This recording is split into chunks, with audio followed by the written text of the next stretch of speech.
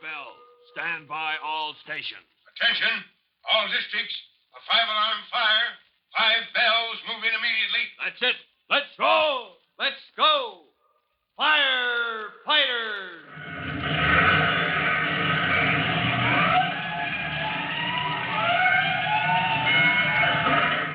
Presenting Firefighters, the true-to-life story of our unsung heroes who stand ready to ride by day or night against our most murderous enemy, the demon of fire.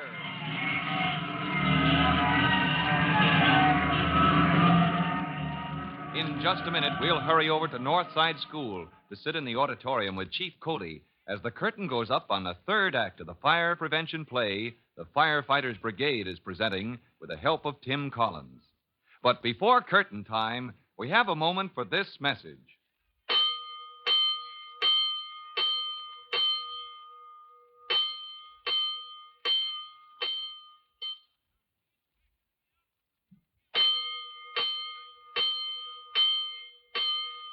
Let's go, firefighters. Let's go to the auditorium of Northside School, where the curtain has just come down on the second act of the fire prevention play written by Trudy Collins and Miss Greville. Here in the audience, Chief Cody has been saving the seat beside him for Miss Greville. Excuse me, Chief Cody. Oh, I'm sorry. This seat is taken. Oh, it's you, Miss Greville. Well, sit down. Where have you been? Backstage. I didn't dare leave any sooner, but I do want to see the third act from out front. The big fire scene? Well, I don't blame you. How does the audience like it so far? You heard the applause, didn't you? I saw the guests from the Commerce Club clapping as if... Hey, Chief Cody! Who's that? Oh, look, over there. It's the mayor himself.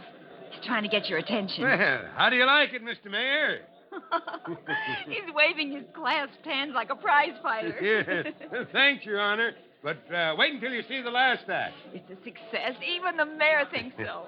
Now, this won't do my fire prevention campaign any harm, Miss Greville. Thanks to you and the Firefighters Brigade. Well, then, won't you please change your mind? About what? You know. Tim Collins and I want you to make a speech at the end of the program, just to drive home the important points. No, not me, Miss Greville. No speeches, never. Only an emergency, and not even then if I can dodge it. Oh, dear. Well, then I guess Tim will have to do it himself. Isn't he busy enough backstage working the curtain, isn't he? Oh, not now. His brother Jimmy was running the curtain. But Jimmy's going to be a fireman in the big fire scene. And Tim is in charge of the lights and sound effects. Somebody had better run that curtain up soon, too. Audience is getting restless. Mr. Jensen, the janitor, will take care of that. He's never seen the play, but Tim can signal to him when to run the curtain up and down. Let's hope he doesn't get mixed up. Oh, he'll hear Jimmy's cue anyway. You see, Jimmy drags the fire hose on stage. The real hose, the one that's hooked up in case of fire? Oh, yes, but nothing can go wrong. Unless somebody turns the water on. Well, let's hope not. And when Mr. Jensen hears Jimmy's last line, when he says, "Turn on the water," then the curtain comes down. Oh, we're off. There goes the curtain. Here comes the big fire scene. As the curtain rises, the audience watches a pitch-black stage on which a sudden glow of red light depicts a smoldering blaze. The light grows and spreads, flickering wildly. And backstage, Tim Collins gives the signal for the sound effects of the fire siren. Hey, that's a 3-bagger, all right. One of the wildest fires I ever saw, man or boy. Where did he hear it? Hey, I hope this doesn't upset Jensen. If he didn't see the rehearsal, he'll think this is the real thing. Oh, dear, I hope he understands it's only a play. If he thinks it's a real fire, he'll... Oh, here comes the fire department. Which is Jimmy Collins? The one holding the nozzle. Oh, pipe man, huh? Oh, the young rascal. Look at him crouching down. You'd think that room was full of smoke. He ought to start saying his lines now. He ought to... Hard, Mills. This is a tough one. Well, it's all of that, Jimmy. Deep down below the smoke, we gotta find the seat of the blaze. That's right, son. Now comes his last line, the speech that brings down the curtain. Water! Charge that line! Send that water along! Now, down comes the curtain. What's keeping it? Oh. Your Mr. Jensen must be asleep. I said water! Golly, Mr. Jensen, that means bring down the curtain. Send that water along! Oh, good boy. Jimmy told him what to do. Hey, no, don't turn that water on. Great blazing blisters. Jensen did send the water along. No,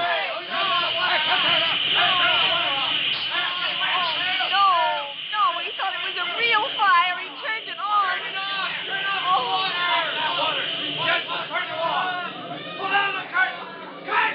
Hey!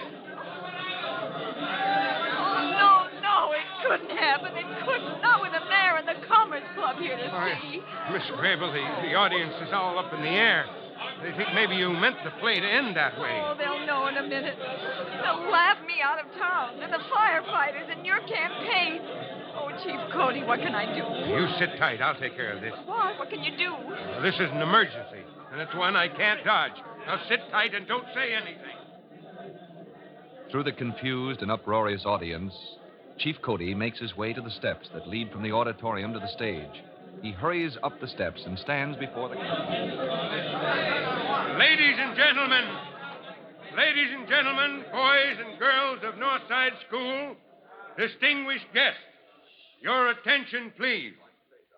I have been asked to come before you today to point out the moral of our little play, which has just come to an end before your eyes in a climax of thrilling action. Oh, boy, Chief Cody's going to save our necks. Jimmy, where are you? Here, behind the curtain, soaking wet. Ladies and gentlemen, come out here, Jimmy. Ladies and gentlemen, I want you to hear that story direct from one of our actors, Mr. James Collins. If you don't come out, I'll go in there after you. Oh, gosh, here I come.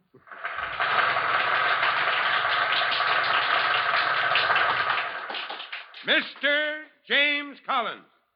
Now, Jimmy, will you tell the audience what this play was supposed to prove? Well, the Firefighters Brigade wanted to show how most people forget to take care of their homes. You know, leave stuff around in the cellar that ought to be thrown out, and maybe cleaning rags and stuff that can catch fire by spontaneous combustion. Mm-hmm. That's right, son. And ladies and gentlemen, in the third act, you saw the result of this carelessness. Fire. Calling for the intervention of the fire department. But golly, we didn't mean to drown anybody. Mr. Jensen. No, ladies and gentlemen, the fire department never means to cause damage. But we must fight fire with desperate measures. And as Mr. Collins and his fellow actors have just demonstrated, even the cure for fire, the powerful jet of water from a fire hose, can cause damage to destruction. So I beg you... But, Chief Cody, it was all an accident. Pipe down, Jimmy. Let him talk. So I beg you, do your share to help us protect life and property. Stop fires before they start. Clean house. And back up our fire prevention campaign. I thank you.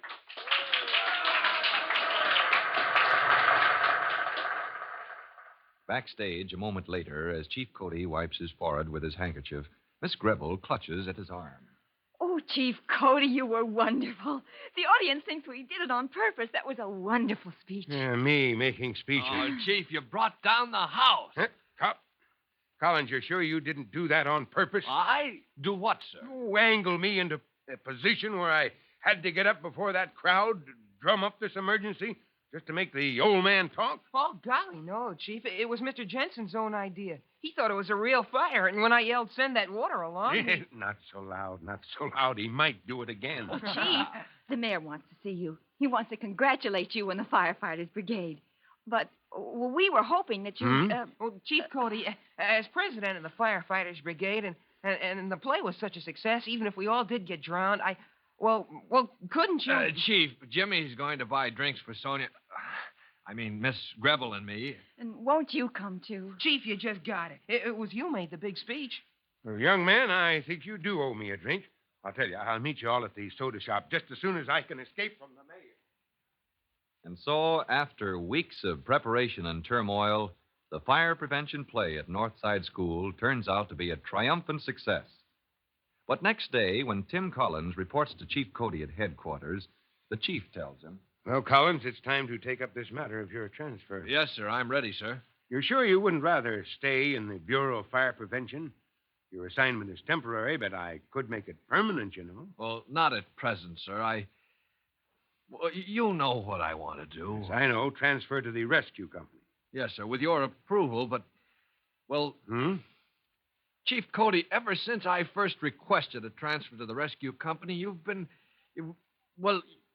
You said you'd approve, but I've got a feeling you don't like the idea. Collins, I'll be honest with you. As to liking the idea, I do and I don't. I see, sir. You think I'm not ready for such a tough assignment? No, Collins, you don't see. Confound it, you're ready, but you don't realize what you're asking for. why, you'll be in hot water from the moment your transfer is made known. Now, what do you suppose Chief Cody means by that? Tim Collins has been in hot water before, but for the first time, the chief seems to think here's a situation too tough for Tim to handle. For the trouble that threatens when Tim joins the rescue company, don't miss our next true-to-life episode of The Firefighters. In just a moment, Chief Bob Cody will tell you, boys and girls, how you can help the firefighters in your own town. But first, here's a message you ought to hear. And now, Chief Bob Cody with a special notice for the Firefighters Brigade. Chief Cody. Hello, boys and girls. This is Chief Cody telling you this time about the work of the salvage company. At any fire that threatens property damage, these firemen turn up with special equipment. Heavy covers to protect furnishings and goods from water damage, for instance. And they carry out of the burning building anything that can be saved, or use special methods to drain off water so merchandise will not be flooded. Members of the salvage company use every possible means to prevent property damage, and they pay their way time and time again just by doing their job. So long for now. You'll be hearing from me. Fire Chief Cody and the young rookie fireman Tim Collins will be back on the same station the next time you hear... That's it. Let's roar!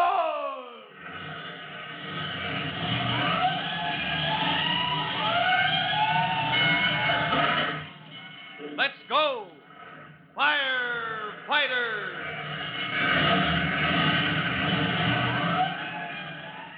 Firefighters is a copyrighted feature of William F. Holland Productions.